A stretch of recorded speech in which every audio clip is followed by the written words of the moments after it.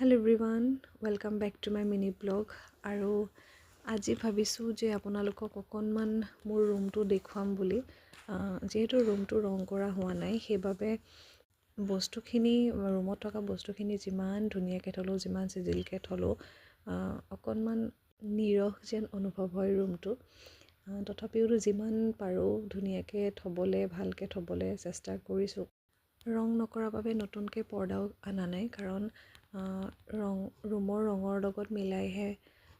পৰ্দা কিনিব লাগিব তথাপিও কিনিম বাৰু লাহেকৈ সকলোৰে ঘৰৰ নিজা নিজা কাহিনী আছে গতিকে আমাৰো নিশ্চয় এটা কাহিনী থাকিবই ফাইনেন্সিয়েল কণ্ডিশ্যন লগতে মাহটোৰ পইচাৰে ঘৰখন মেনেজ কৰা সেই সকলোখিনি আমাৰ ওপৰতে পৰে নহয় জানো যিয়েই যি উপদেশ নিদিয়ক কিয় আপোনাৰ ঘৰখনৰ কাহিনী আপোনাৰ ঘৰখনৰ পইচা পাতি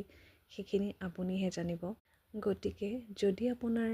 কিবা বস্তু নাই তেনেহ'লে দুখ নকৰিব আৰু যদি আছে ভগৱানক থেংক ইউ কওক যে মোৰ ইমানখিনি আছে এতিয়া মোৰ ৰুমটোৰ প্ৰত্যেকটো কৰ্ণাৰেই মোৰ পচন্দৰ প্ৰত্যেকটো কৰ্ণাৰেই মোৰ ভাল লাগে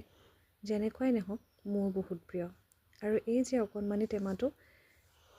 তাতে ফিটকিৰি আছে লং আছে ইলাইচি আছে এইটো পেহীয়ে মোক দিছিলে নিগেটিভিটি ৰিমুভ কৰিবৰ কাৰণে আজিলৈ আহিছোঁ বাই